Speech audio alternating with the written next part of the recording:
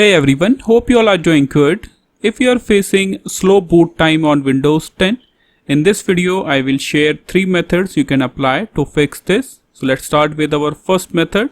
Disable all the startup applications. For this, right click on the taskbar, then click on Task Manager. After that, click on this option More Details. Then click on this tab Startup. So these are the startup applications which start automatically when you sign in. So disable all the startup applications by right click on it and select disable. Do the same thing and disable all the startup applications you have in your system. Okay. After that, move on to the next step you can apply. Disable all the unnecessary services. For this, click on the Windows icon, then type msconfig. And you will see this option at the top, System Configuration. Click on it.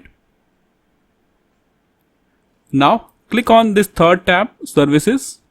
After that, tick this option. So this will hide all the Microsoft services. Tick this option.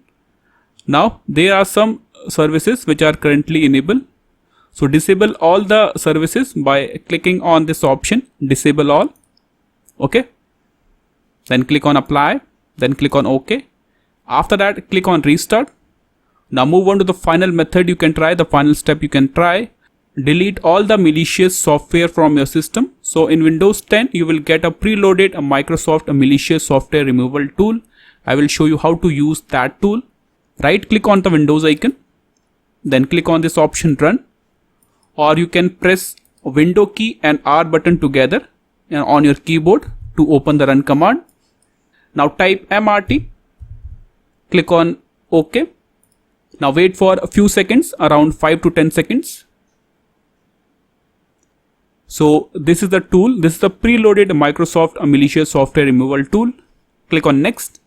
Now select the full scan. So this will scan your entire system. Click on Next.